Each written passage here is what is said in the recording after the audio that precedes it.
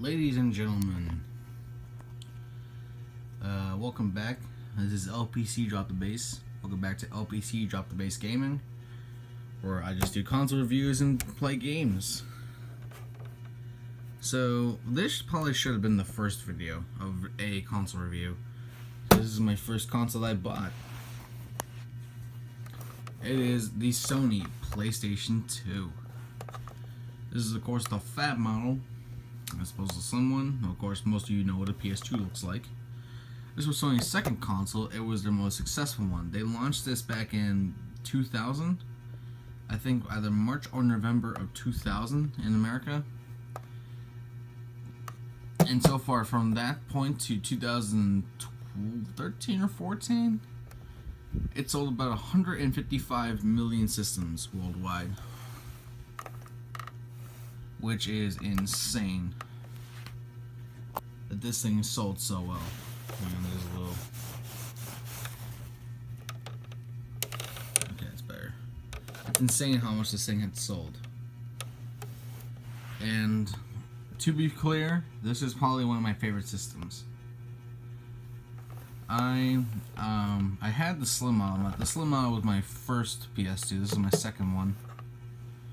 But I gave the slim to my friend to use as spare parts, because I didn't really need it. It was completely falling apart because all I did was game on it. I gamed the hell out of it. And yeah, second system is this one, the fat model. My brother owned the fat model, my dad owned the fat model, but they didn't last very long. And so far, I have mine, and I got this from a good friend of mine. I'm not gonna reveal his name for obvious reasons, but I paid $41 for the system. It came with everything, all the cables. It did not come with the memory cards. I had to get those separately. So I have two memory cards here.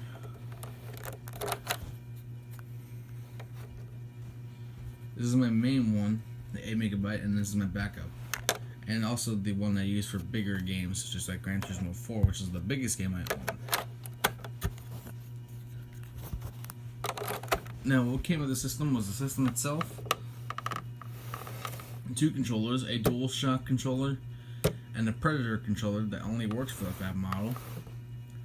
Predator controller died because it was very, very finicky, and there was a game I couldn't play without a DualShock 2. That game was Destroy All Humans 2. Possibly one of my favorite games on the PS2. Even though there's some great games, I like the Splinter Cell series. What was it? So yeah, Splinter Cell, Resident Evil 4, definitely. SSX series, Gran Turismo series, all the series on the PS2 were great. And yeah, it came with 3 games. I got to choose. I actually got to choose 3 games, in which I think I have them right here. I do actually. So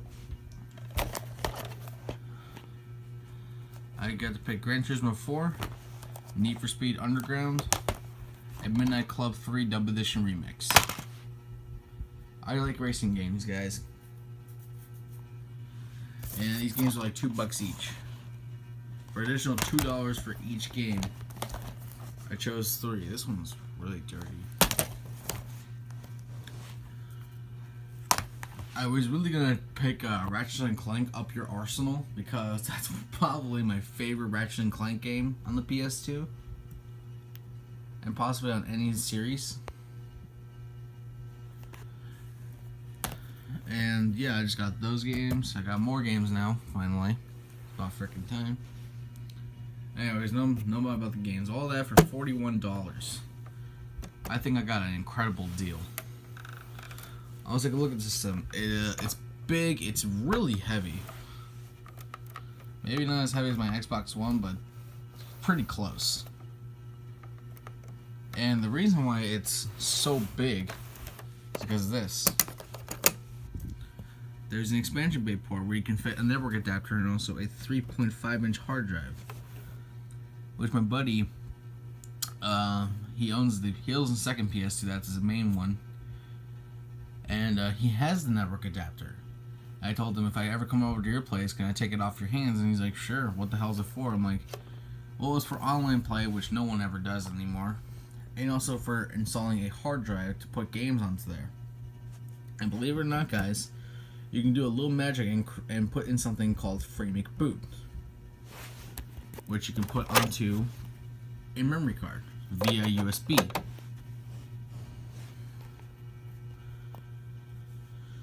And the network adapter only supports IDE hard drives, which are not only slow but have very little storage. So I'm going to mod his, or when he gives it to me, I'm going to mod it to use SATA and put in a 2 terabyte SATA hard drive. Or maybe a 1 terabyte, I don't know yet. I'm going to put a bunch of games on there and load it straight off of the hard drive, rather than having to use the disk tray and wearing it out. Also, forgot to mention, the PS2 was the very first system to feature USB ports. These are USB 1.1. And I wonder, what the hell is that? That is a LAN port. This will allow you to connect up to 6 PS2s for LAN parties, such as one of the games that supported it. Actually, no, it's called the iLink cable, and it's for LAN parties. You can hook up to 6 PS2s for a LAN party. One of the games that supported that was Gran Turismo 3.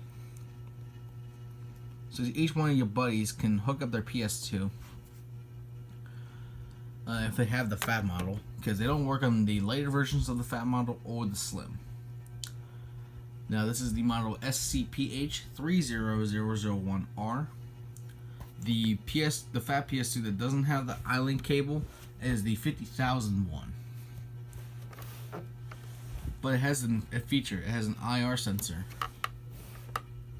I think it's up here or something, probably down here. But it has an IR sensor.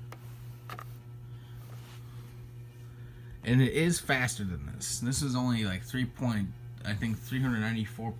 megahertz. And later models came with 399 megahertz, but 6 megahertz says it don't make a difference. But it does. In terms of loading times, this is the 50,000 model is about as fast as the slim model. So yeah. So you got 2 controller ports and 2 memory card ports. And if you guys don't know, this is actually fully backwards compatible with the PlayStation 1. That was probably the first one to do that, do the backwards compatibility. Not only with the controllers, but also with the memory cards. This is also the cheapest DVD player that was made at about $300. So for $300 you can get an amazing DVD player that can also play video games. Like, I mean, come on, that's like 18 toys in one. This was the most versatile gaming system of that generation. It was the first one to do online. Actually, well. And, yeah. What do you say we hook this up? And, give it a test run. So I got the PS2 all set up here. I forgot to mention in the last clip.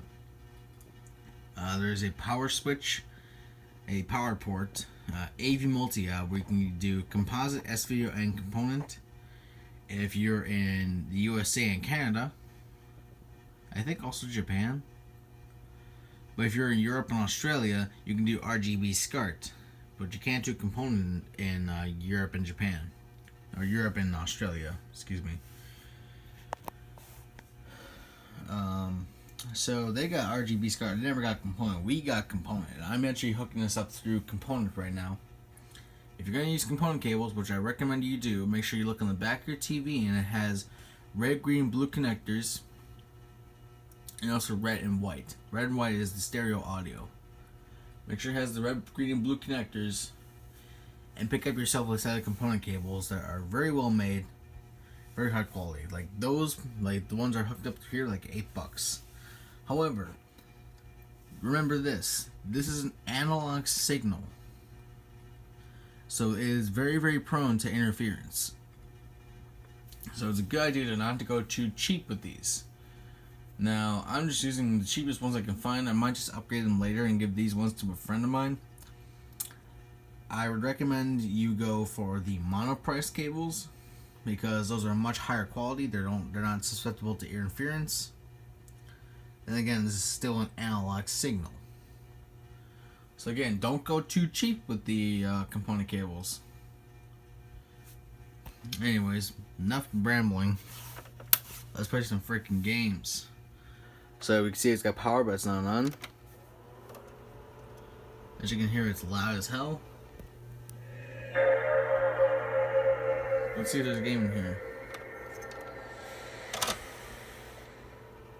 Yep. I was playing. My little cousin was playing SpongeBob Revenge of the Flying Dutchman. It's an okay game. That's why you should not go too cheap with these cables. Because of that. Just gonna mute that. Also, I recommend that if you get a USPS2, fix the disc tray to be like this. Mine is very, very smooth. It's not funky like I went back in March. Because under here you can see there's this metal rail. Right there, that's a metal rail. I have cleaned it up with a rag and Windex until it was not slippery, until it was just bare metal. And re-lubricated it with Tri-Flow. It did get stuck a little bit. After I just keep opening and closing the disc tray, it got smoother and smoother and smoother and broke the Tri-Flow in. I recommend you do that all once, and it lasts for months. So far, it has not caused me any problems. As you can see, it's very, very smooth. Like I said, the PS2 can play these games. This is a blue CD, even though it looks kind of purple. It's a blue CD. But it also is capable of playing DVD games, and also DVDs as well. And I used to use this as my dedicated CD player, because I thought I was being awesome. Where's my other games? So if I want to play some Gran Turismo 4, which is one of my favorite games on the PS2.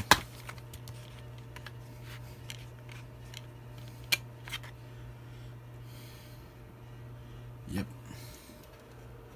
Go ahead and put that in there. Close it up. See if it loads. Don't mind the mess. I just woke up today.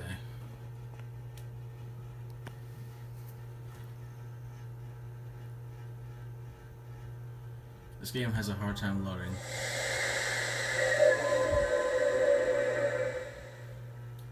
The PS2 is never like this. The game is just really bad condition. I just gotta resurface it.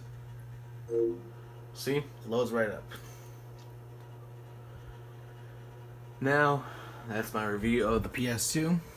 I give it a 9.5 out of 10. It's a great system for the money. However, it does have its reliability issues. So if you're gonna get the PS2, I don't recommend going for this one, because these do have reliability issues, and a lot of them. I recommend you go with a slim model. Those are gonna be a lot quieter. They're gonna be more reliable. And overall, those are gonna be better than the fat model. Unless you want to do some testing and run frame rate boot and run games off a hard drive, then go ahead and get the fat model. If you're a genius like me and you know how to clean these out, then get the fat model. But if not, go for the slim. The slim is much smaller. It's definitely a lot quieter, and it has less moving parts to break. So why don't I just straight up recommend you get a slim model instead of the fat model. Anyways, that's my review of the PS2. I love it. I recommend you guys love it too, because the system is fantastic and there's a bunch of great games on it. I think that's my review of the PS2. I'll see you guys in the next video.